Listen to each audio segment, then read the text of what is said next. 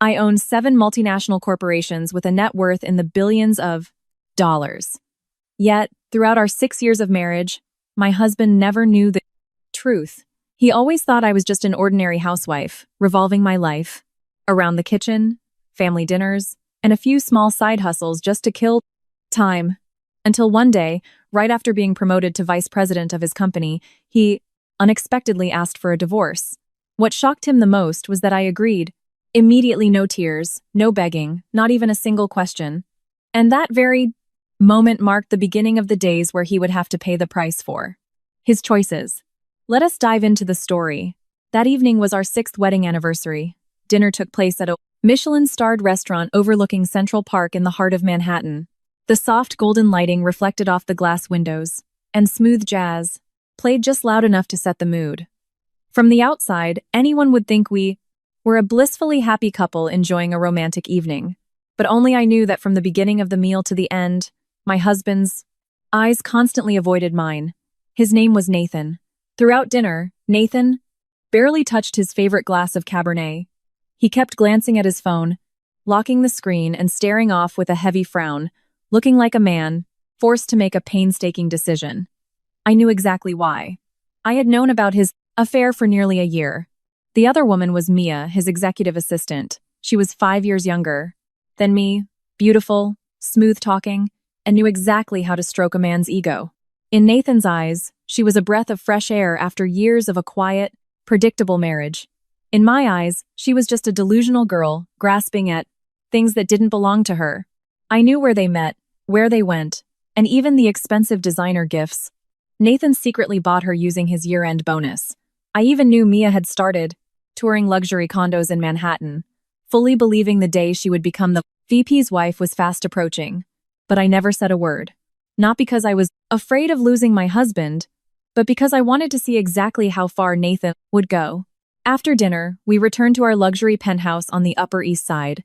It was a property worth over $15 million. Nathan always believed the apartment was purchased with our combined life savings. He had no idea that the amount was merely the equivalent of a single day's profit from just one of the companies I owned. Upon arriving home, he quietly cleared the kitchen island. I sat on the living room sofa, wiping the last crystal wine glass. The silence was unusually thick. A moment later, Nathan called out, "Harper, can you come into the study for a minuta?" I set the glass down. "Sure." I walked into the room. Nathan was standing by the floor-to-ceiling window, his back straight, hands in his slacks pockets. The city lights casting shadows across his face made him look years older. I pulled out a chair and sat down. "What is it?" Nathan took a deep breath. He turned to look at me, his eyes betraying his intense anxiety, and finally said, "I want a divorce." The room fell dead silent, save for the faint hum of the central AC. Outside the glass, the endless stream of yellow cabs and headlights continued down the Slangth Avenue. I looked at the man who had shared 6 years of marriage with me. The man who had once knelt in the pouring rain to propose. The man who had held me and cried when he failed to get his first management position. The man who promised to love me forever. And now, that same man was asking to end it all. Nathan continued, "I've thought about this a lot. We just aren't a good fit anymore. I was just appointed vice president. My workload is only going to increase, and you." He hesitated for a few seconds. "You're still living the exact same life. I feel like the gap between us is getting too wide." I listened in silence. Nathan added, "I'm not blaming you. We're just not heading in the same direction anymore."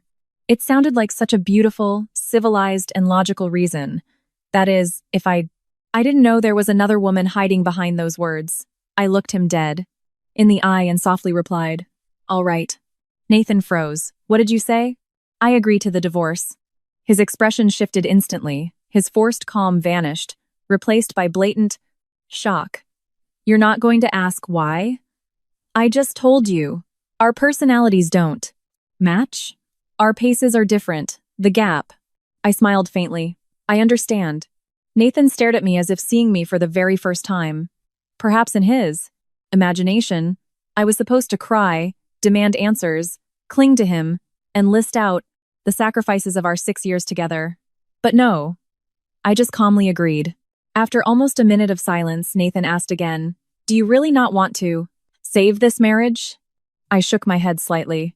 "If you want to leave, keeping you here is meaningless." Nathan stood paralyzed. A flicker of deep, incomprehensible confusion appeared in his eyes.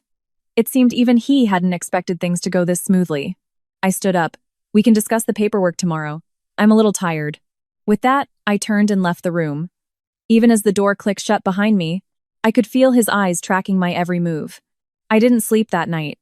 I opened the hidden safe built into the wall behind my nightstand. Inside were neatly organized legal portfolios, 7 binders, corresponding to 7 corporate conglomerates operating across multiple continents: green energy, environmental tech, private equity, industrial, manufacturing, healthcare, global logistics, and artificial intelligence. All of them bore my name. I ran my fingers over the embossed letters on the leather binders, then picked up my phone and dialed my personal executive assistant. She picked up on the first ring. "Good evening, Miss Harper. Tomorrow morning at 9 a.m., assemble the legal team at the Wall Street office. I need to prepare divorce papers." My assistant was silent for a few seconds. She was clearly stunned, but quickly regained her professional composure. "Understood. I will arrange it." Immediately. Hanging up, I walked over to the window. Outside, the New York skyline blazed in. The dark. 6 years ago, when I married Nathan, I thought I could live like a normal woman. I hid my identity, my wealth, the entire empire I owned. I wanted a marriage born of love, not money. And Nathan once made me believe that choice was the right one. But it turned out the greatest test of a marriage isn't poverty. It's when the person starts believing they stand on higher ground than the other. When gratitude morphs into contempt, when love turns into boredom, and when a woman is deemed worthless simply because she chooses not to flaunt what she possesses. The next morning, long before Nathan woke up, I was already sitting in the Faichin private glass boardroom on the top floor of my corporate headquarters. 3 of the top litigators in the country were waiting. On the table lay the draft of the divorce settlement. I flipped through the pages, then calmly delivered a sentence that left everyone in the room stunned. "I don't want a single cent of the marital assets, but the divorce proceedings must be finalized within 3 days." The room went dead silent. None of the lawyers understood why I was making such a decision.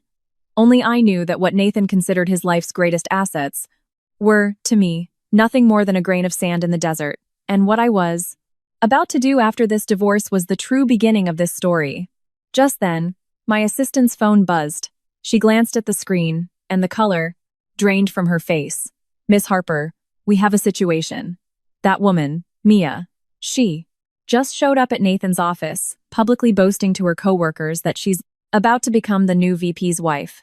I set my luxury pen down, the corners of my lips curling up into a smirk. It seemed some people were entirely too eager to step into a position they believed was rightfully theirs. Hearing that Mia had shown up at Nathan's corporate office to flaunt her imminent status didn't surprise me. This outcome had been entirely predictable. A woman who spends nearly a year wedging herself into someone else's .com. Marriage isn't stepping out into the light, the very thing she's been waiting for. I closed the folder in front of me and looked out the massive panoramic windows. From the top floor, Manhattan looked like a giant, intricate chessboard.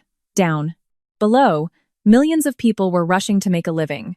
No one knew that, in a quiet corner of the city, a marriage had just reached its end. The 3 lawyers sat across from me. The senior partner spoke up cautiously. "Miss Harper, if I may ask a question?" I nodded. "Go ahead." He hesitated for a moment before saying, "With your financial leverage and the evidence you possess regarding his infidelity, you could easily demand a settlement heavily skewed in your favor. If we file an at-fault divorce and for damages, the opposing party would face catastrophic financial ruin." "Why? Choose to walk away so easily?"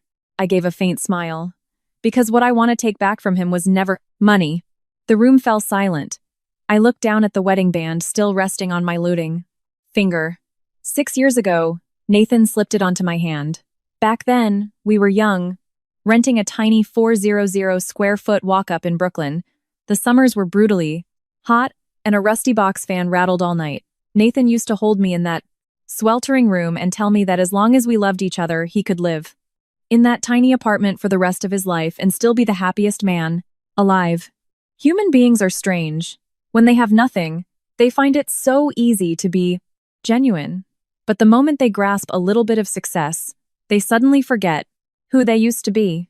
I slid the wedding band off and placed it on the oak table. Let's finalize this. Keeping things that no longer belong to you is pointless. After the lawyers left, my assistant handed me a new dossier. It was a comprehensive background check on Mia. I opened it. Mia was 29, originally from a small working-class town in Ohio. She graduated with a decent degree from a state college and got a job as Nathan's secretary nearly 2 years ago. Her file looked perfectly normal at first, but the deeper I read, the more interesting it got. Before she met Nathan, Mia had a long-term boyfriend. He was an architect, made a stable living, and came from a good, respectable family. They were already discussing marriage, but the exact week Nathan was shortlisted for the VP position, Mia dumped her fiancé. Her justification to her friends was that a woman needs to know how to choose a man with a real future. I closed the file. Strangely, I didn't feel any anger, only a sense of pity. Pity for a young woman who traded her self-respect to chase after vanity. Pity for a man who used to be my rock, now so easily losing himself. Around noon, my phone rang unexpectedly. It was my mother-in-law. I was surprised. She rarely called me during work hours. I picked up. "Hi, Eleanor." Her warm, cheerful voice came through. "Harper, sweetheart, are you and Nathan coming over for Sunday roast tonight?" My heart sank. She clearly didn't know yet. I stayed quiet for a few seconds. Before answering gently, "I don't think I can make it tonight, Eleanor." "Why not?" "I'm just a bit overwhelmed with work." She chuckled. "No matter how busy you are, you have to eat. I just bought a beautiful prime rib." Hearing that genuine warmth in her voice made my throat tighten. Over the past 6 years, my mother-in-law had never treated me poorly. On the contrary, she treated me like her own daughter. Whenever Nathan worked late into the night, she was the one who called to check on me. Whenever I caught a bad flu, she was the one who drove over with homemade chicken soup. I used to think that no matter what happened in my marriage, at least I was lucky enough to have a decent mother-in-law. Finally, I had to tell the truth. "Eleanor, Nathan and I are getting a divorce." The other end of the line went dead quiet. An agonizing pause stretched between us. I could hear her rapid breathing, and then her trembling voice broke the silence. "What did you just say?" I closed my eyes. "We've already signed the settlement. The paperwork will be finalized in a few days." She was stunned. It took a long time before she choked out. Did Nathan do something to hurt you?" I didn't answer. But sometimes, silence is the clearest answer of all. My mother-in-law broke down in tears. "I knew it. He's changed so much lately. I've asked him over and over, but he wouldn't say a word. Harper, I am so sorry." My eyes stung. The person who should be apologizing wasn't her, yet she was the first one to say it. That afternoon, my mood remained heavy. Just then, my assistant walked in. "Miss Harper, something's happened." I looked up. "What is it?" "Nathan's company just launched a sudden internal financial audit." I raised an eyebrow. "Over the corporate funds?" "Yes. It seems there was an anonymous whistleblower." I let out a soft laugh. It appeared not everyone in his company was blind. The red flags had finally caught someone's attention. That afternoon, a video unexpectedly went viral on the company's internal Slack channels. It was uploaded by an anonymous burner account. In the video, Mia was loudly bragging to her colleagues in the break room how she was about to move into a luxury high-rise, how she was going to marry a top executive, and how she'd soon be running an entire department. The worst part was that this conversation happened on company time in the office. Within hours, the video had spread to every corner of the firm.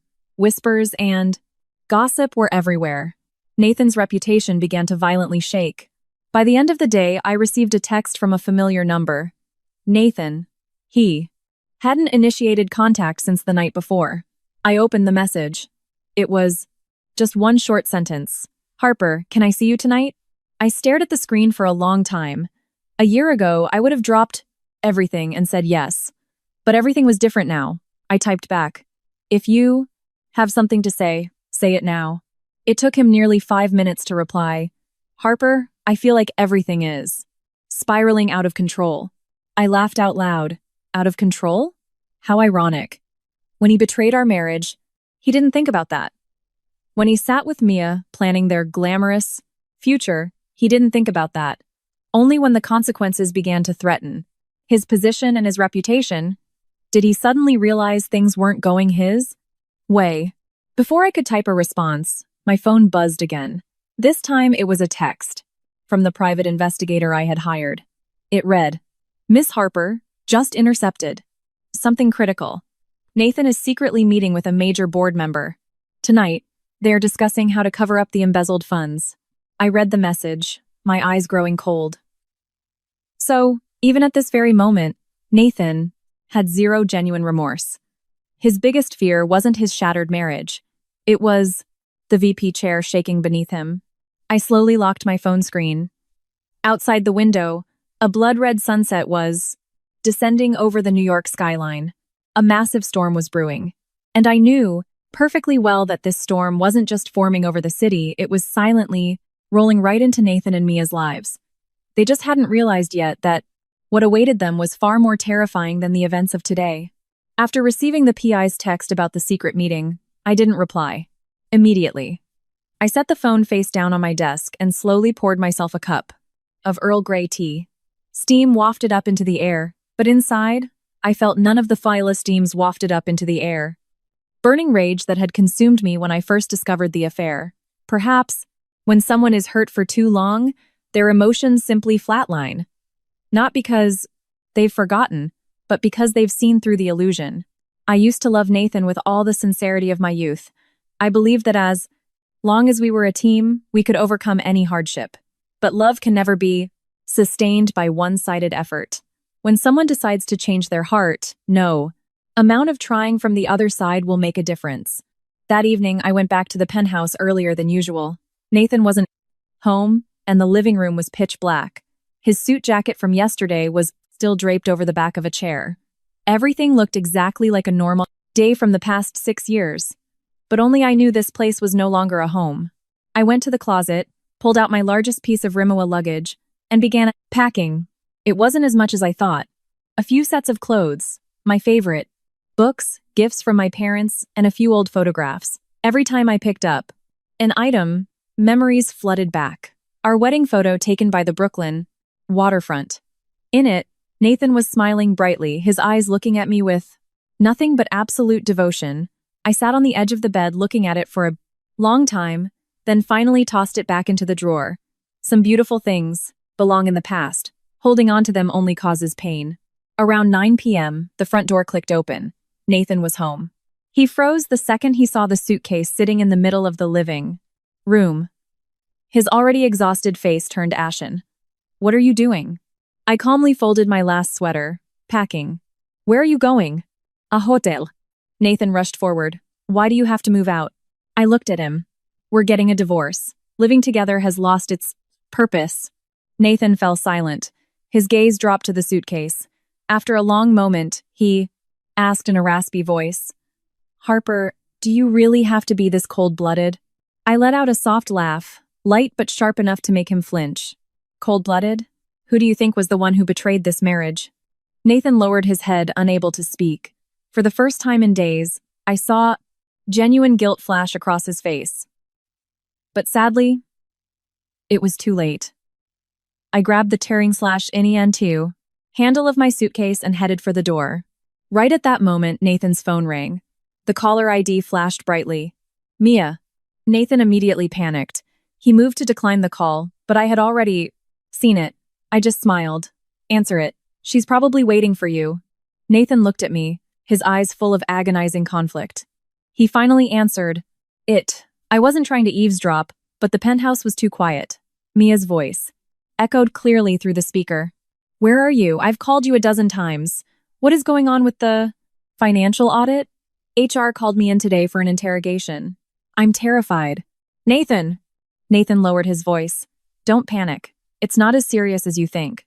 Mia practically sobbed. "But I heard the audit committee seized all the flash accounting drives. If they find out about those expenses, what happens to us?" Nathan instantly shot a look at me, panic flaring in his eyes. He quickly walked out to the balcony to continue the call. I quietly rolled my suitcase out the planes, front door, never looking back. As the elevator doors slid shut, I caught one last glimpse of Nathan standing in the distance. He looked like he wanted to call out to me, but in the end, he said nothing. That night, I stayed at a luxury hotel owned by one of my conglomerates in the Crider, presidential suite on the top floor. From here, I could see the entire city, glowing beneath me. My assistant brought me a new stack of documents. Miss Harper, more updates. I took the file.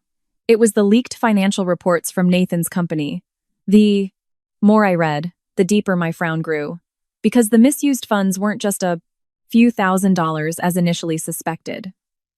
The embezzlement totaled over $150,000. It had been sliced into dozens of different transactions. Corporate, retreats to Cabo, luxury handbags written off as client gifts, high-end, restaurant tabs, a leased luxury vehicle, and even rent for an upscale apartment. The person who authorized the spending was Nathan. The person who filed the paperwork was Mia. I closed the file, a complex wave of emotion washing over me. It wasn't pain. It was profound disappointment. A man who used to live so strictly by his principles, a man who once reprimanded a colleague for bending company policy, had completely destroyed his own moral boundaries just for greed and vanity. The next morning, while I was having breakfast, my mother-in-law called. Her voice was incredibly hoarse. She had likely cried all night. "Harper, can I see you?" I sighed softly. "Of course, Eleanor." At 2 p.m., I arrived at a quiet cafe on the Upper West Side. My mother-in-law was already there waiting. I hadn't seen her in a few days, but she looked as though she had aged a decade. The moment she saw me, her eyes welled up. "You've lost weight." I sat down next to her. "I'm fine, Eleanor." She grabbed my hand, her fingers trembling. "I know everything. I just spoke to Nathan." I remained silent. She choked on her words. "He admitted he failed you. I failed to raise my son." "Right. This is my fault." I gently squeezed her hand. "It's not your fault, Eleanor. Everyone has to take responsibility for their own choices." Tears streamed down her wrinkled face. I mourn for you, and I mourn for this family." I felt my heart sink. After all, the past 6 years weren't a lie. My affection for my mother-in-law was real. The family dinners were real. The care we showed each other was real. It was just a tragedy that Nathan didn't know how to value. As we were about to part ways, she unexpectedly pulled a small velvet box from her purse. "I've kept this since your wedding day. I'm returning it to you." I opened it. Inside was a pair of vintage pearl and diamond earrings, the heirloom wedding gift she had given me. I shook my head. "Keep them, Eleanor. I can't take these." But she firmly pressed the box into my palm. "Please, take them. Consider them a gift from a mother to her daughter." Hearing those words made my eyes sting. I hugged her. For the first time in years, two women sat in silence amidst a crowded New York cafe. Neither needed to say anything else because we both understood. Some relationships end, but genuine affection remains forever.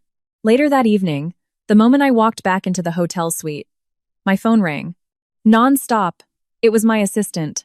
Her voice was unusually frantic. "Miss Harper." Massive news. I stood up straight. "What is it?"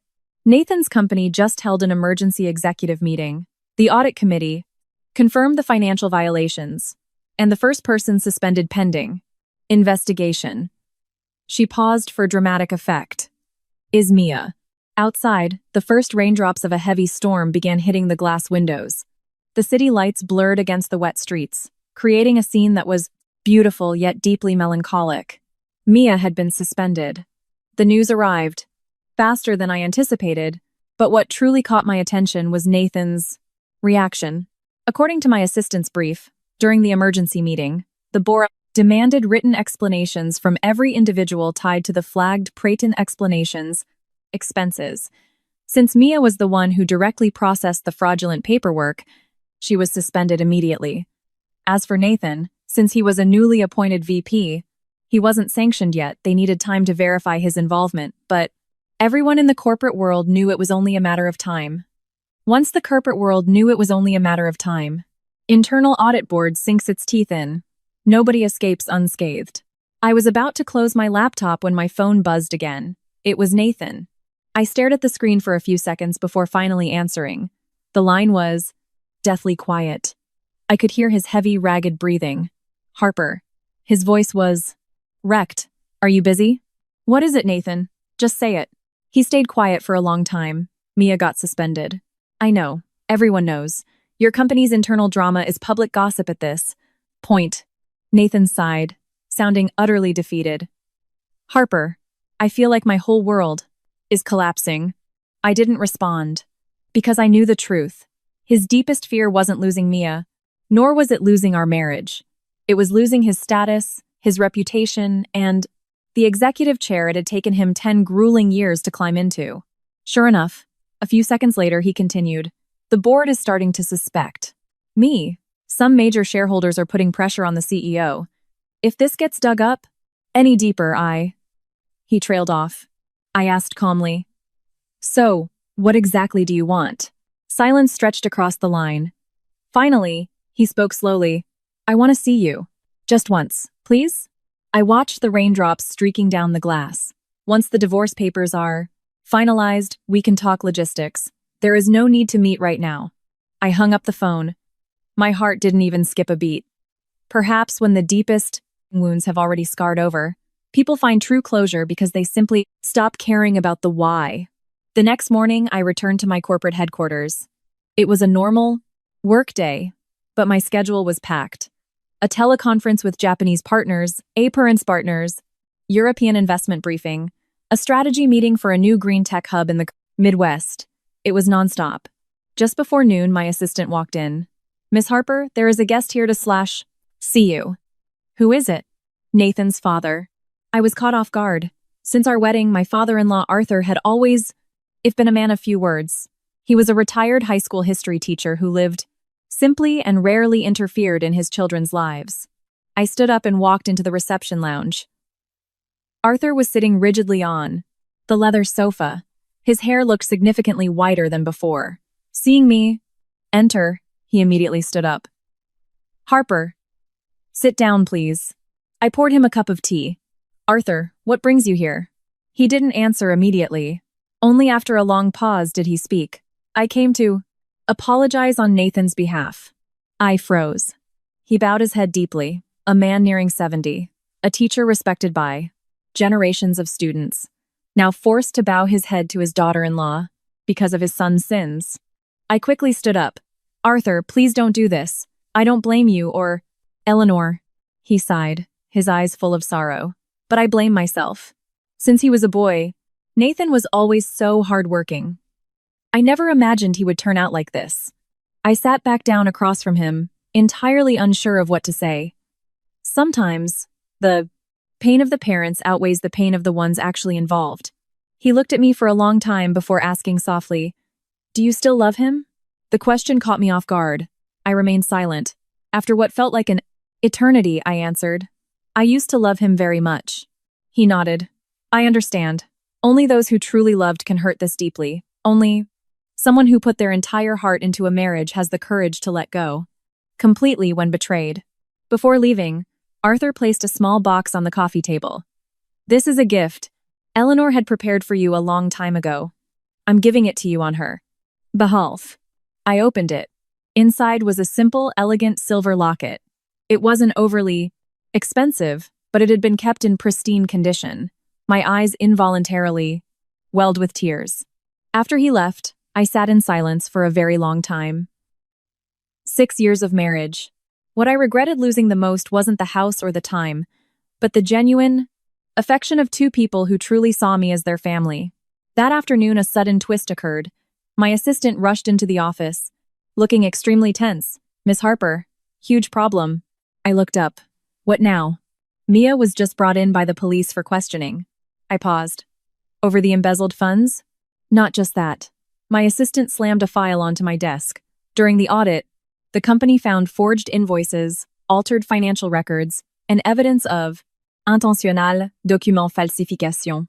I narrowed my eyes. This was much worse than I thought. If they could prove intentional corporate fraud, the legal consequences would mean prison time.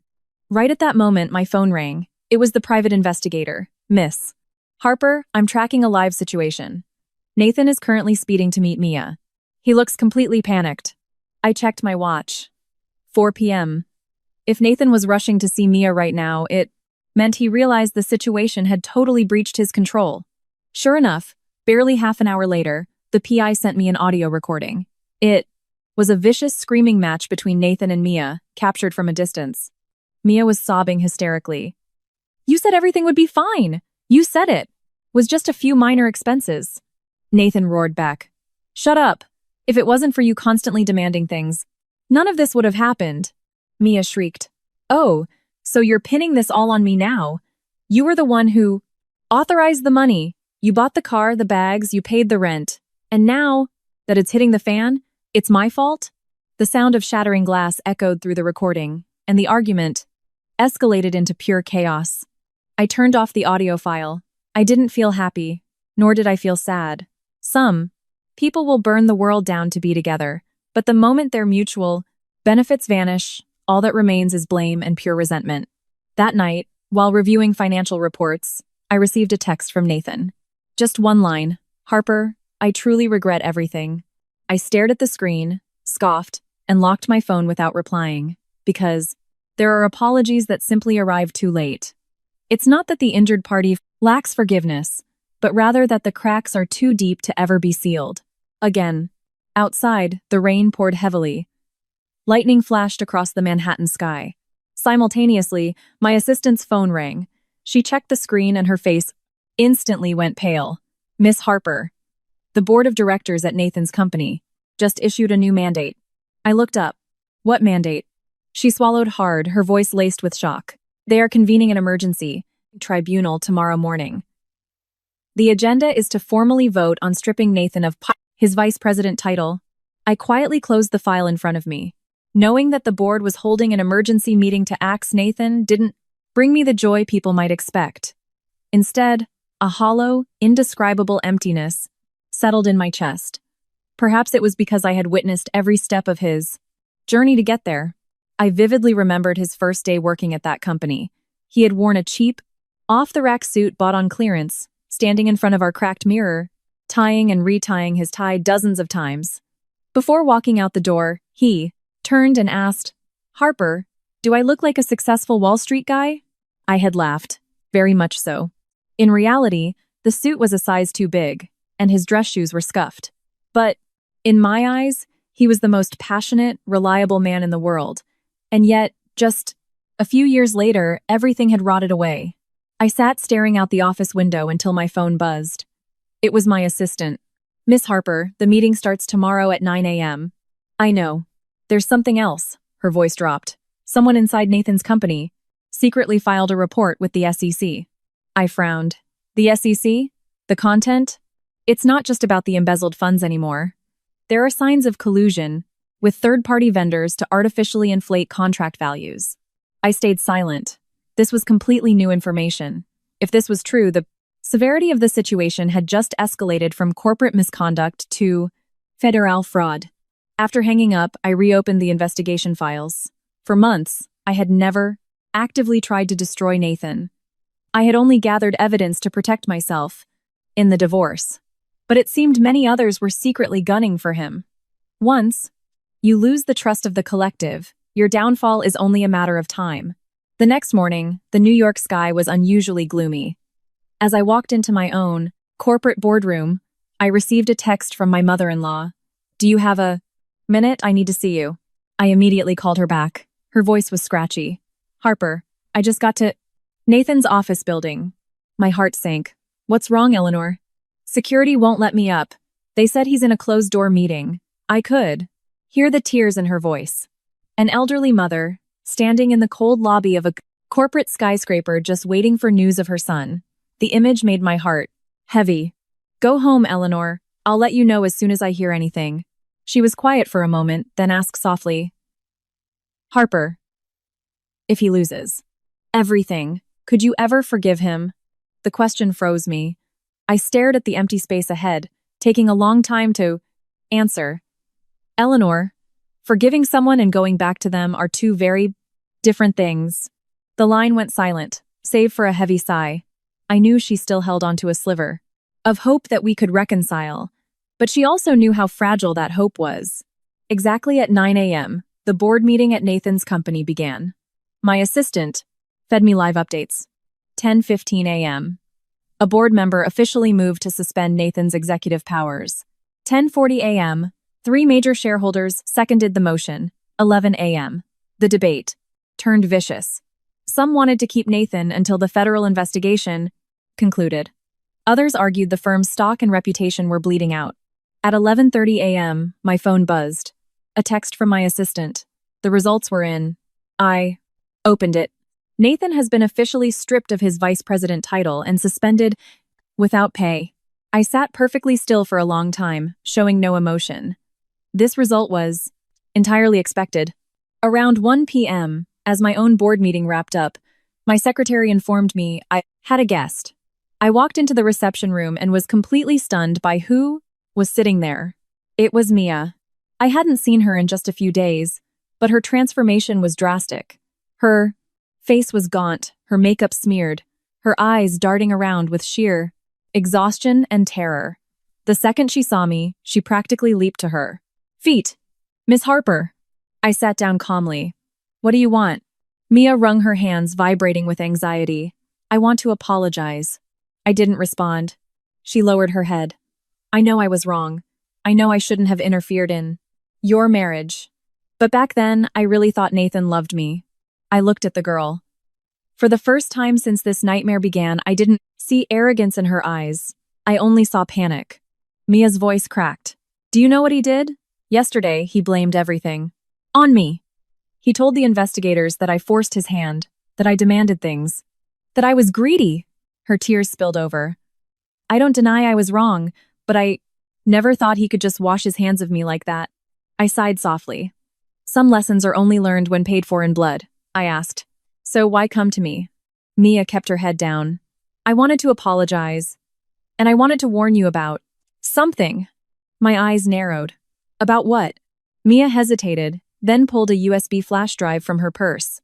There are files on folder N for files on 5LA. Here I accidentally found when I was still Nathan's secretary. They involve a senior member of the board of directors. I stared at the USB drive. Mia continued. That man is the real mastermind behind all the shady contracts. Nathan was just a pawn. I was silent. For the first time in days, genuine curiosity piqued. This was deeper than a simple infidelity scandal. Mia wiped her eyes. I know you don't trust me, but if you look at these files, you'll understand. With that, she stood up, gave a deep, trembling bow. I'm sorry, whether you forgive me or not, I had to tell you. Then, she quietly hurried out of the office. I watched her go. Life is so strange. The woman who confidently paraded into another woman's marriage was now the first one bowing her head in defeat. That night, back at my penthouse, I plugged in the USB. Folders of documents populated the screen. Corporate contracts, internal emails, meeting minutes, offshore wire transfers. The more I read, the darker my expression became. The name appearing most frequently wasn't Nathan's. It was Richard Kyle, a veteran member of the board of directors. Kyle had been covertly directing shady acquisitions for years, and it appeared Nathan really was just a useful idiot taking the fall. Right then, my phone rang. An unknown number. I answered. A middle-aged man's voice came through, calm but laced with intense pressure. Good evening, Harper. I believe we need to meet. I frowned. Who is this? The man chuckled softly. The man whose name you've been reading for the past 20 minutes. My chest tightened. The man continued. There are secrets about Nathan you don't know yet. If you want the truth, meet me tomorrow, alone. The line clicked dead. The penthouse was dead silent. Outside, the New York night was alive. The endless stream of headlights looked like rivers of fire below my tower. In the Prus NC Live and Fire massive room, the only sound was the hum of the AC and the blue glow of my night laptop screen. This man knew I was reading the USB drive. That meant he was tracking the fallout, or worse. He knew exactly when Mia handed it to me. I slammed the laptop shut and dialed my assistant. She picked up in under 10 seconds. Miss Harper. Run a full background check on someone immediately. Who? Richard Kyle. The line went dead quiet. Are you talking about Director Kyle from Nathan's, board? Yes. Pull his entire history, shell companies, and financial transactions over the last 5 years. I need it yesterday. Understood. After hanging up, I made myself a cup of black coffee. An unsettling feeling gnawed at my stomach. When I first found out about the affair, the narrative was simple. Nathan cheated. Mia was the homewrecker. The marriage ended. But these new files made the picture terrifyingly complex. If Nathan was just a manipulated pawn, why did he never fight back? And why was Richard Kyle reaching out to me? The next morning at 8 a.m., my assistant dropped the dossier on my desk. 1. Look at her face told me this was bad. What is it? She pointed at the file. You need to see this. I opened it. Richard Kyle, 58, held massive influence in private equity and corporate America. But the red flags were on page 3. Over the past 3 years, several shell companies linked to Kyle had been awarded massive vendor contracts by Nathan's firm, contracts worth tens of millions. Many were grossly inflated. I flipped to the final page and my eyes locked onto a familiar signature at the bottom of the approval forms. Nathan. I sat in stunned silence. My assistant spoke softly. What are you thinking? I sighed. Manipulated or not, he still signed his name. He is legally responsible. She nodded. Nobody can deny that. Intentional or not, a signature is a signature. Adults pay for their choices. Around 10 a.m., I received the meeting location from Kyle, a private, highly exclusive members-only club in Tribeca, private enough to avoid prying eyes. I decided to go, but obviously, not alone. I had 2 of my private security contractors trailing me, and my assistant sat a few tables away in the dining room. I never gambled with my own safety. At 11 a.m., Kyle walked in. Unlike the corporate shark I pictured, he dressed quite casually in an Oxford shirt and dark slacks, smiling warmly. If you didn't know better, you'd never suspect him of federal financial crimes. He sat down across from me. Hello, Harper. Thank you for coming. I stared at him flatly. What do you want to say? Kyle studied me for a moment, then chuckled. You truly are a remarkable woman. Nothing like the housewife Nathan described. I didn't take the bait. He took a sip of his sparkling water and spoke slowly. I know you're investigating me, but I didn't come here to defend myself. I came to tell you a truth. I looked him dead in the eye. What truth? Kyle set his glass down. Nathan was never the one who initiated the betrayal of your marriage. I remained silent, not because I believed him, but because I needed him to keep talking, he continued. 3 years ago, when Nathan was promoted to mid-level management, he noticed anomalies in our internal vendor contracts. He wanted to blow the whistle, but he was stopped. I frowned. By who? Kyle smiled coldly. By many people, including me. The air in the room suddenly felt heavy. He went on. Nathan was young, too ambitious, too desperate for success. And in the end, he chose to compromise. I gripped the edge of the table. That was the most agonizing part of all. He wasn't forced at gunpoint. He voluntarily compromised with corruption. Kyle nodded as if reading my mind. Exactly. Nobody put a gun to his head. But after that first compromise, things spiraled out of control. He pulled a manila envelope from his briefcase and slid it across the table. You should see this. I opened it. Inside were 3 photographs. The first was of Nathan from 3 years ago, looking much younger, screaming at someone in a parking garage.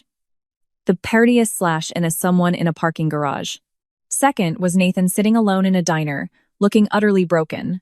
The third was a photocopy of a resignation letter. The signature was Nathan's.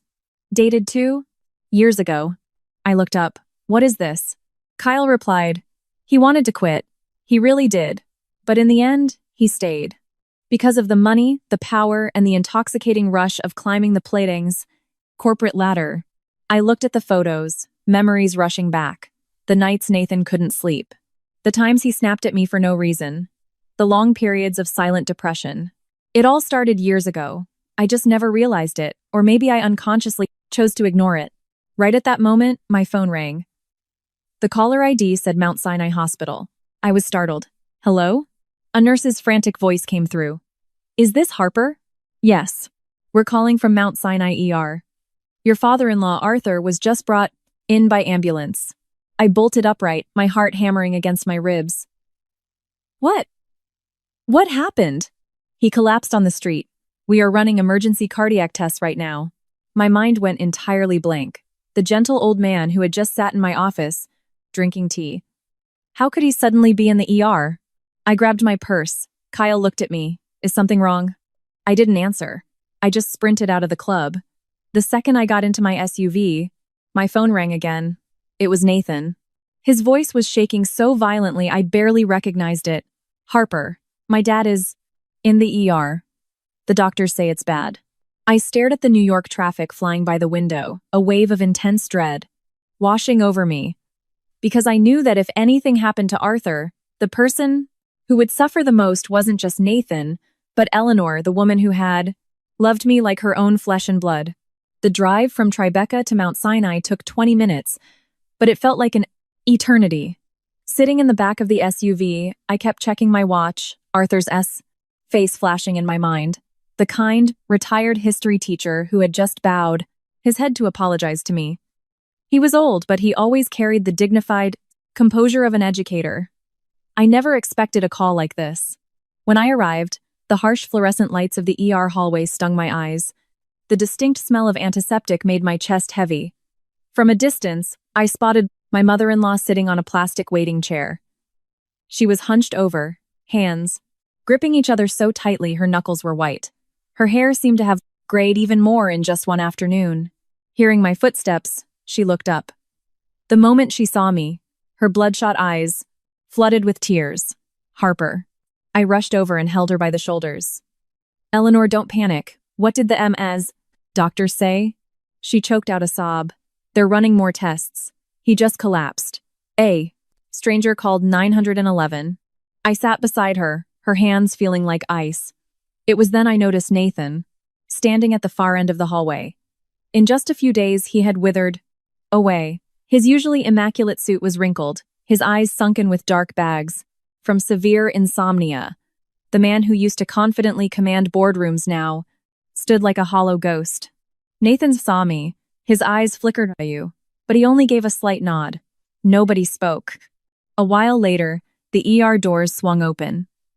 A doctor stepped out in scrubs. All three of us jumped to our feet. Eleanor spoke first. Doctor, my husband. How is he? The doctor pulled down his mask. You're lucky the ambulance got here fast. He's stabilized and past the critical window. We all let out a massive sigh of relief. But the doctor wasn't finished. However, the EKG shows signs of prolonged cardiac stress. Has he been under severe psychological pressure lately? Hearing that, Eleanor broke down weeping. Nathan buried his face in his hands. I knew exactly why. Ever since Nathan's scandal blew up, his parents hadn't known a single day of peace. The family's reputation, their son's destroyed future, the shattered marriage it had all crushed the two elderly parents. After Arthur was moved to the ICU for observation, Eleanor finally agreed to sit down. I went to the cafeteria to buy her some hot soup. When I returned, Nathan was sitting alone in the hallway, elbows on his knees, staring blankly at the 20-slurred linoleum floor. I initially planned to walk right past him, but I stopped. I placed a cup of black coffee on the empty chair beside him. Drink it. Nathan looked up, a flash of surprise in his eyes. After a moment, he picked it up. Thank you. We sat in silence for a very long time. Finally, Nathan spoke first. I never thought there would be a day my dad ended up in a hospital bed because of me. I didn't reply. He laughed bitterly. Ever since I was a kid, all I wanted was to make him proud. But I guess the older I got, the further I walked in the wrong direction. A draft from the end of the hall carried the faint smell of bleach. Nathan stared into his coffee cup, his voice gravelly. Harper, were you ever incredibly disappointed in me? I stayed quiet for a few seconds before giving him the honest truth. Yes. He nodded, unsurprised. He likely knew the answer all along. When we first got married, I thought as long as I made a lot of money, you'd be happy. Then I thought I needed a higher title, a bigger penthouse. the envy of other people. He scoffed at himself. But in the end, I lost the only thing that actually mattered. I looked at the man beside me. In that brief moment, I remembered the Nathan from years ago, the guy who drove 15 miles in a snowstorm just to buy me my favorite birthday cake. The guy who stayed up all night putting cold towels on my forehead when I had a fever. The guy who promised to hold my hand for the rest of our lives. It was just a tragedy that the man sitting here today was a complete stranger. Just then, Nathan's phone rang. He looked at the screen, and the color drained from his face. It was the corporate office. He answered. After hearing just a few short sentences, he turned ghost white. When he hung up, the hand holding the phone was shaking uncontrollably. I asked, "What happened?" He stayed silent for a long time before replying in a hoarse whisper. "The board of directors just issued their final verdict. I've been officially fired. For cause." I wasn't surprised, but my heart still sank. After all, this was the career he had traded a decade of his youth to build. Nathan lowered his head, his eyes turning red. "It's all over. The job is gone. My reputation is gone. My family is gone." For the first time ever, I saw Nathan cry. Not dramatic sobbing, but silent. Tears dropping onto the hospital floor. When a man truly hits rock bottom, he rarely screams. He just goes dead silent. And sometimes, that silence is more agonizing than anything else. I didn't comfort him, nor did I scold him. Some lessons can only be learned by suffering the consequences. Right then, my assistant called. "Miss Harper, we just intercepted new intel." I stepped away from Nathan. "What is it?" Her voice was dead serious. "Richard Kyle just fled the United States." I froze. "He ran?" "It's highly likely. Also, we traced an offshore account registered to his sister in the Caymans. Over $10 million was wired into it over the last 2 years. I gripped my phone tightly. If this was true, the entire scandal was morphing into something far larger, not just corporate embezzlement, but a massive international money laundering ring. My assistant continued. "Miss Harper, one more thing. We found digital footprints, proving Nathan actively fought against those specific wire transfers multiple times. But in the end, he still signed off on them." I closed my eyes, overwhelmed by conflicting emotions. Nathan wasn't entirely innocent, but he also wasn't the criminal mastermind everyone thought he was. When I walked back to the waiting area, Nathan had stood up. He looked toward the ICU doors, then suddenly turned to me. "Harper, if the truth ever comes to light someday, will you still hate me?" I looked at him for a long time, finally answering softly. "What you need to do right now isn't asking that question. It's facing the consequences of what you've done." Nathan lowered his head and didn't say another word. Just then, the ICU doors opened. A nurse stepped out and announced that Arthur was awake. Eleanor burst into tears of relief. But as I watched them, a very strange premonition washed over me. Once Arthur was awake, the suffocating tension in the hallway seemed to lift slightly. Eleanor immediately wiped her tears. She hadn't eaten anything since the afternoon, just staring at the ICU doors with terrifying anxiety. Nathan stood beside her, his red eyes trying to maintain composure. Hospital protocol only allowed one visitor at a time. Eleanor went in first. Nathan and I remained in the hallway. The distance between us was vast, not the physical few feet between the plastic chairs, but a chasm built out of betrayal, lies, and years of terrible choices. Nathan sat staring at the floor, his hands clasped tightly. Suddenly, he spoke. "Harper." I turned to him. "What?" He stared straight ahead. "Do you know what my biggest regret is?" I didn't answer. He smiled sadly. "It's not losing my job. It's not losing the money. It's the fact that when you were still by my side, I didn't know how to cherish you." My hands clenched slightly. A brief pang hit my chest, but my heart quickly settled back into calm rhythm. If he had said those words a year ago, I probably would have cried. But now, they were just words arriving far too late. 20 minutes later, Eleanor walked out. Her eyes were red, but her expression was strangely urgent, as if she had just heard something monumental. She looked at me. "Harper, Arthur wants to see you." I was surprised. "Me?" She nodded. "He said he absolutely must speak with you." I followed the nurse into the ICU. Arthur was lying in the hospital bed, his face pale, IV lines hooked into his arms. But his eyes were much sharper now. Seeing me, he tried to sit up. I quickly rushed over. "Arthur, please, lie down." He shook his head slightly. "Harper, I need to tell you something." I pulled up a chair and sat next to the bed. He looked at me for a long time, his eyes filled with immense guilt, before slowly speaking. "I am so sorry. Harper." I shook my head. "Arthur, don't.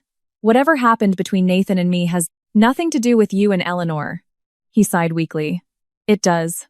I looked at him, confused. He looked out the hospital window, his voice slow, as if unearthing a buried secret. 2 years ago, I accidentally found out Nathan was involved with another woman. I froze. 2 years ago, that was much earlier than when I discovered the affair. He continued. I called him home. I demanded he ended immediately. I warned him that if he continued, he would destroy his family. He closed his eyes, but he didn't listen. I sat paralyzed. "So, all this time my father-in-law had known everything," he went on. "After that, his mother and I fought with him constantly. He accused to us of interfering in his life, and we couldn't stomach the fact that he was betraying his wife." He coughed weakly. I quickly handed him a cup of water. After a small sip, he spoke again. "But that isn't the most important part." My heart started racing. My instincts told me whatever he was about to say was directly connected to the massive conspiracy I was uncovering. Sure enough, Arthur reached into the drawer of the bedside table and pulled out an old sealed manila envelope. He placed it in my hands. "I've kept this hidden for nearly 2 years." I opened the envelope. Inside were several photocopied pages, contracts, internal emails, wire transfer logs. The more I read, the deeper I frowned. Richard Kyle's name was everywhere, tied to highly suspicious offshore transactions. Arthur looked at me. 2 years ago, Nathan brought these documents to the class house. He told me he discovered massive corporate fraud at his company. He desperately wanted to blow the whistle. I remained silent. His voice cracked. But then, he changed his mind. He said if he reported it, his career would be over. He said he needed to be a realist. I closed the stack of papers, a heavy weight sinking into my chest.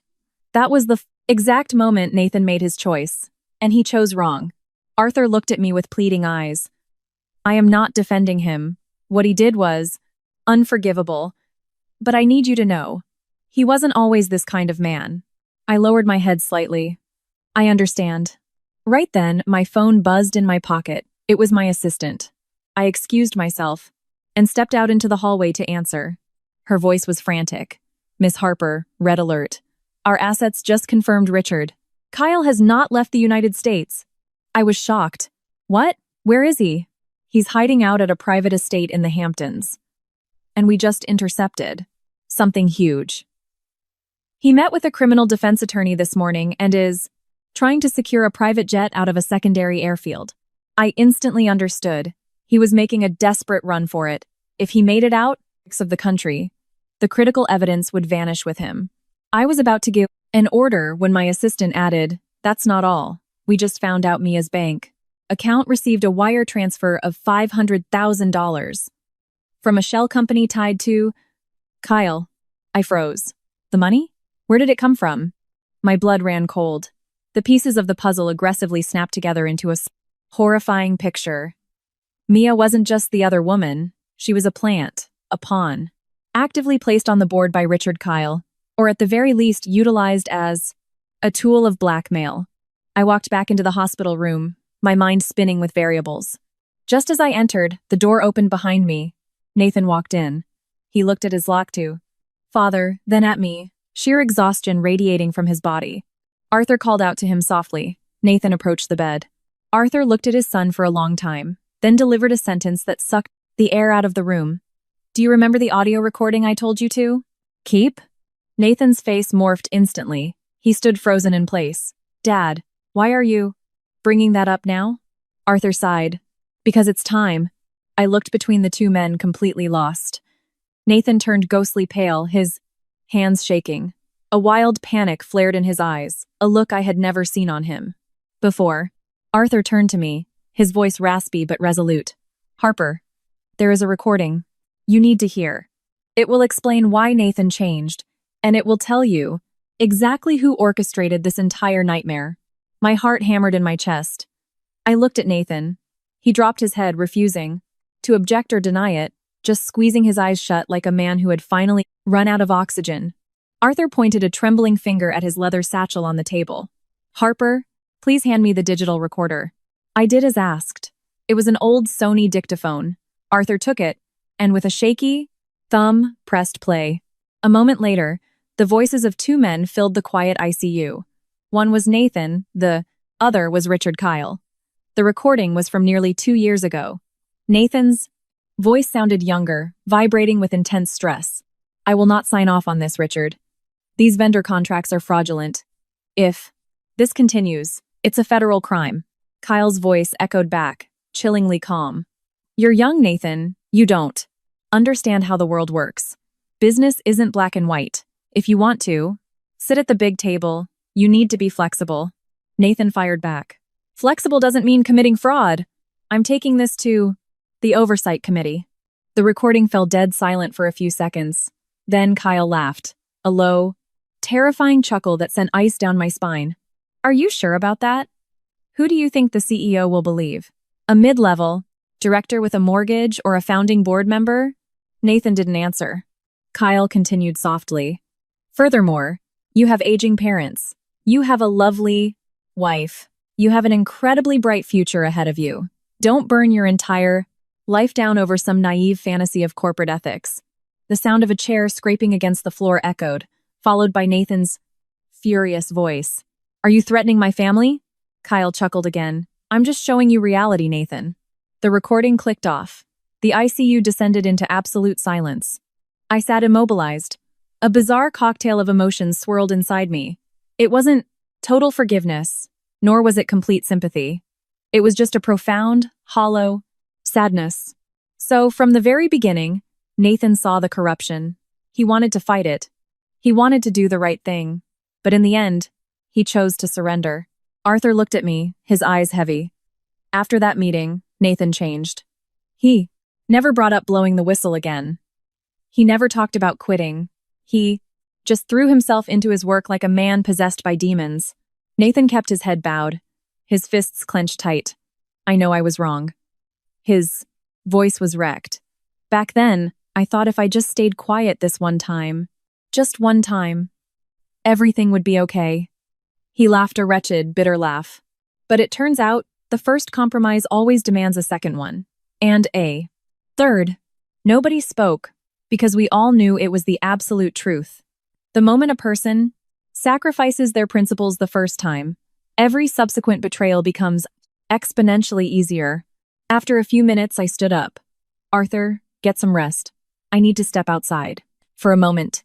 I walked out into the corridor, my mind a chaotic storm. Just then, my phone rang. It was my assistant. Her voice was racing. Miss Harper, update. Richard Kyle was just intercepted at JFK Airport. I gasped. Was he arrested? Not officially, but the FBI just placed him on a no-fly list and detained him. For questioning, I let out a breath. At least he was still on U.S. soil. The evidence hadn't vanished. But my assistant wasn't done. There's more. We pulled security footage from a luxury hotel in Midtown dating back 1.5 years. Mia was seen meeting privately with Richard Kyle. Multiple times. I frowned. Just meeting him? No. It looks like they had an established relationship long before she ever interviewed to be Nathan's secretary. My blood ran cold as ice. The final piece of the puzzle fell into place. If Mia knew Kyle beforehand, if she intentionally seduced Nathan, if the affair started exactly when Nathan was being groomed for the VP role, was any of this a coincidence? Or was it a meticulously engineered psychological trap?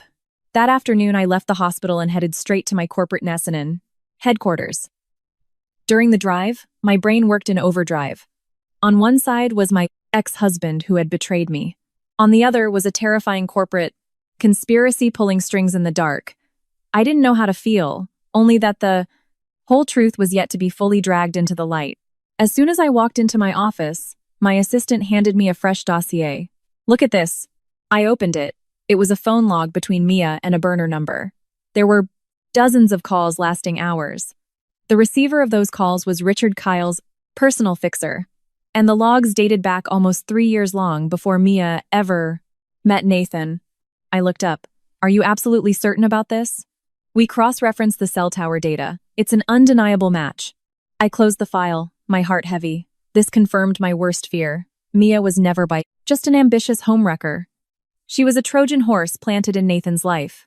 If this was true, Nathan was guilty of adultery, yes, but he had also been systematically hunted and led into a slaughterhouse.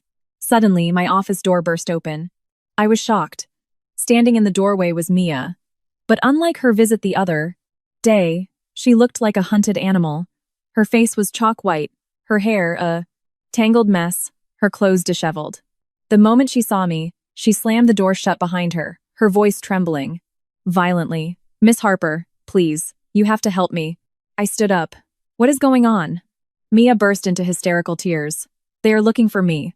They want to make me disappear before the feds can depose me. My chest tightened. Who wants you to disappear? Mia looked around my office as if assassins were hiding in the vents. She stammered out a name. Richard Kyle. The air in my office turned to ice. Mia collapsed into a chair, sobbing uncontrollably. I was wrong. I was so wrong. But I don't want to die. I stared at the girl in front of me. For the first time, I felt the raw, primal fear radiating off her. My massive executive office suddenly felt incredibly suffocating. Mia sat across from me, her hands shaking so badly she couldn't even hold the OZOBHESETONs. Glass of water my assistant brought her. Her face was totally drained of blood, her eyes swollen and red from severe sleep deprivation. This wasn't the arrogant girl linking arms with Nathan in the corporate lobby. This wasn't the woman who thought she had successfully manipulated her way into the 1%. This was a girl, staring down the barrel of federal prison or worse. I watched her for a moment, then asked, "You said Kyle wants you to disappear." Mia nodded frantically. "I'm not being paranoid. I swear. Yesterday, someone followed me from the moment I left my apartment. When I got home, the deadbolt on my door had been tampered with." I frowned. "Did you call the NYPD?" Mia gave a miserable, hollow laugh. "I didn't even have time to think. Plus, I'm terrified of what the cops will find if they look into me." I stared at her. This was probably the first time in Mia's life she truly understood what absolute powerlessness felt like. She used to think money and status were shields against consequence. But when true danger arrived, those things offered zero protection. I asked, "Why is Kyle targeting you?" Mia kept her head down. It took her a long time to answer. "Because I know too. Much." The room was silent. I didn't interrupt her. Mia took a shaky breath. "You were right. I knew Richard Kyle before I ever met Nathan." I wasn't surprised. My assistant's intel had already confirmed it. Mia wiped her tears. 3 years ago, I was working for a subsidiary of his private equity firm. Mr. Kyle trusted me. I handled a lot of off-the-books ledgers. Later, he suggested I transfer to Nathan's division to be his executive assistant. I looked her dead in the eye. To get close to Nathan, Mia looked down. At first, I thought that was it. I didn't know the real endgame. I just knew Kyle was trying to seize total control of the development, acquisitions. But Nathan kept pushing back against the inflated contracts. Kyle told me to establish a deep personal connection with him. I felt my stomach drop. Partly because my theories were confirmed, and partly because this reality made everything so much darker. Mia's voice cracked. In the beginning, I just treated it as a job assignment. But then, I actually fell in love with him. I closed my eyes. This was the catastrophic error all of them had made. A Machiavellian corporate scheme had been derailed by selfish, uncontrollable human emotions. Mia wept. "I know you hate me. I don't expect you to ever forgive me. But there is something you need to see." I looked at her. "What?" Mia pulled out her phone and with trembling fingers played a video. It was a covertly recorded clip of a meeting between Richard Kyle and an unknown man in a dim restaurant booth. The audio was muffled, but a few sentences were terrifyingly clear. "If Nathan won't play ball anymore, burn him. We can't let the hard drives reach the SEC. As for the secretary, tie up that loose end permanently." I stared at the screen. my heart pounding. If this video was authentic, it meant Kyle had already prepared to slaughter anyone in his path to save himself. That included Nathan. That included Mia. Just then my phone rang. It was my assistant. Her voice was fast and urgent. "Miss Harper, the FBI just issued a formal subpoena for Richard Kyle." But he didn't show up to his attorney's office. I gripped the phone. He ran. "We can't confirm yet, but nobody can locate him." After hanging up, I looked at Mia. "You stay here. Don't leave this building." Mia froze. You're helping me?" I replied coldly, "I am not helping you. I am protecting a federal witness." Mia burst into tears. Not tears of fear this time, but of overwhelming relief at finally being pulled back from the edge of a cliff. That afternoon, I personally drove to Mount Sinai Hospital. Arthur was doing much better. Eleanor was sitting by his bed peeling an apple. The suffocating tension had finally dissipated. Seeing me walk in, Eleanor smiled. "You're here." I nodded. "How are you feeling today, Arthur?" He offered a weak smile. "Not dead yet." We all let out a small laugh. For the first time in weeks, I felt a glimmer of the family warmth I used to know. But the peace didn't last long. Around 5 p.m., Nathan arrived. He walked in looking utterly depleted. The moment he saw his parents, he dropped his head. "I'm so sorry." Eleanor turned her face away to wipe a tear. Arthur just sighed. Nobody scolded him anymore. Sometimes, when a person is in so much pain, adding to it just feels cruel. A moment later, Nathan asked me to step out into the hallway. We stood by the window at the end of the corridor. The fading sunlight painted the New York skyline in strokes of gold. Nathan looked out at the city, taking a long time to speak. "I just got the notice. I have to report to the federal prosecutor's office next week." I nodded. "You need to cooperate fully." "I know." He smiled a broken smile. "I guess it's time I pay the tab for everything." I didn't disagree, because it was the truth. Adults must pay the price for their angry choices. Nathan turned to look at me, his eyes filled with bottomless regret. "Harper, if I hadn't changed back then, if I had just had the guts to say no." He trailed off. I replied softly, "Life doesn't have a what if." Nathan bowed his head, his eyes reddening. "Some things are only truly valued once they are lost forever. But once you realize it, it's already too late." Right at that moment, my phone vibrated. A new text message. It was from an unknown number. Just one line. "If you want to save Nathan, back off." Below the text was a photo. I opened it, and my entire body turned to ice. It was a photo of Arthur lying in his hospital bed. It was taken through the batteries glass window of his ICU room. The angle was close. Extremely close. That meant whoever took this photo had been standing right here, inside the hospital, just feet away from us. A violent shiver ran down my spine. I immediately locked my phone screen, masking the horror on my face. But inside, alarms were blaring. I knew exactly what this meant. Richard Kyle or his fixers hadn't given up. They were panicking. And a cornered animal is always the most lethal. A new storm was about to make landfall. The photo of my father-in-law, taken just minutes ago, burned in my mind. The photographer had to be in the building. I took a deep breath, forcing my face into a mask of total calm. If Nathan knew someone was actively stalking his parents, he would snap. I looked at him. "I have an emergency at the office. Stay here and watch your parents." Nathan nodded. "Okay." I turned and power walked down the corridor. The second I reached the hospital lobby, I dialed my head of corporate security. "Trace an unknown number that just texted me immediately. And deploy a 4-man protective detail to Mount Lane, Sinai Hospital, ICU floor. Now." My security chief's voice instantly shifted into tactical mode. "Is there an active threat, Miss Harper?" "Someone is stalking Nathan's family." "Understood. Men are en route." I hung up and sat in my SUV for a few minutes. The New York sky above was completely choked with dark storm clouds, mirroring exactly how I felt. In my years running global conglomerates, I had survived brutal corporate warfare, but this was the first time someone had directly threatened the lives of innocent Forsley family members. It proved the enemy was backed into a corner. That night, instead of returning to my hotel, I went straight to my corporate war room. My entire legal and internal security teams were already assembled. Dozens of data streams illuminated the massive monitors. My security chief pointed to a map. We traced the burner phone. The final ping came from a cell tower near the Hamptons estate where Kyle was last spotted. I nodded. Exactly as I suspected.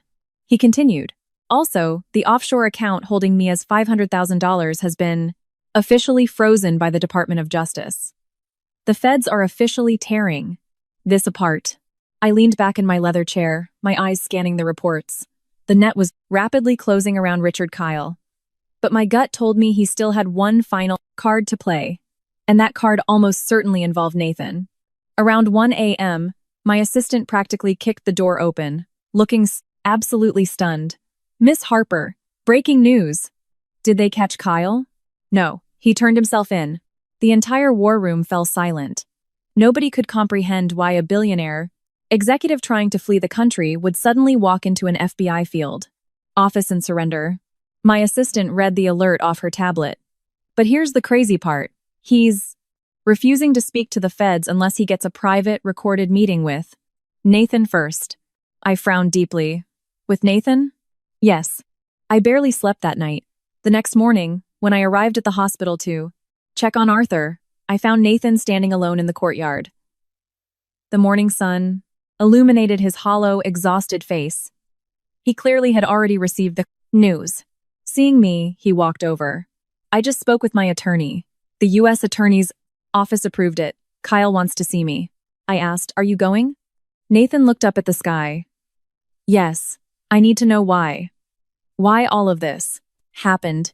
I was quiet for a long moment before saying, "Whatever he tells you in that room, remember that the final choice was always yours." Nathan smiled a sad, broken smile. "I know. Nobody forced me to cheat on you. Nobody forced me to sign those fraudulent ledgers. Nobody forced me to trade my family for a title." For the first time since this nightmare began, I heard total, absolute accountability from him. No deflecting. No excuses. Just a man facing the ruins of his own making. By noon, Arthur was doing significantly better. He could even sit up and chat. Seeing Nathan and me walk in together, he offered a weak smile. "It's good to see you two can still be in the same room." Nathan lowered his head, not knowing what to say. Arthur looked at his son, his eyes stern but carrying a father's eternal love. "Do you know what disappointed me the most, Nathan?" Nathan shook his head. Arthur spoke slowly. "It wasn't that you failed. It wasn't that you lost your job. It was that you forgot the kind of man you were raised to be." The room was dead silent. Arthur continued. "Everyone makes mistakes, but you let ambition turn you into a stranger to your own soul." Nathan bowed his head deeply, tears spilling onto the floor. "I'm sorry, Dad. No." Watching them, my heart felt incredibly heavy. Regardless of everything, this was the family that had embraced me for 6 years. And deep down, I knew Arthur and Eleanor were entirely blameless in this tragedy. That afternoon, the FBI-monitored meeting between Nathan and Richard Kyle took place at the federal building in Lower Manhattan. I wasn't there, but 3 hours later, Nathan called me. His voice was shaking so violently it sounded like he was freezing to death. "Harper." My heart seized. "What happened?" A torturous silence dragged across the line. "Then," Nathan whispered, his voice cracking, "I just found out a truth. A truth. That, if I had known it years ago, maybe none of this would have happened." I stood frozen. "What truth?" Nathan took a ragged breath. "The person who helped Kyle groom me. The person who orchestrated the whole trap from the inside." He choked on a sob. "It wasn't just Kyle." My blood ran cold. "What do you mean?" Nathan answered slowly, as if the words physically hurt him. "There was someone else. Someone we both know." I stood by the floor-to-ceiling window of my office, the phone still pressed to my ear. The late afternoon sky over New York was painted a dull, bruised gray. The clouds drifted slowly, much like the lingering memories of my 6-year marriage to Nathan. "Someone we both know." The phrase echoed in my head like a gunshot. Half an hour later, Nathan appeared at the door of my office. He looked more destroyed than I had ever seen him. Gone was the tailored Armani suit. Gone was the swagger of a Wall Street VP. The man standing before me looked like he had aged 20 years and 3 weeks. I sat across from him. "Who is it?" Nathan dropped his head into his hands. It took him a long time to force the luck the wasp name out. It was Thomas. I was genuinely stunned. Cousin Thomas? Thomas was Nathan's younger cousin. He was the guy who ran around drenched in sweat at our wedding, making sure the caterers and the band were on schedule. For years, he came over to our apartment for Thanksgiving and Sunday football. Eleanor treated him like her own son. I never, ever expected his name to be dragged into this darkness. Nathan let out a hollow, bitter laugh. Thomas has been working for one of Kyle's shell companies for years. He was the one who introduced Mia to the firm. He was the one who fed Kyle everything about my insecurities, my ambitions, my weaknesses. I sat completely paralyzed. The final, ugliest piece of the puzzle was in place. Nathan continued, his voice void of emotion. Kyle laid it all out today.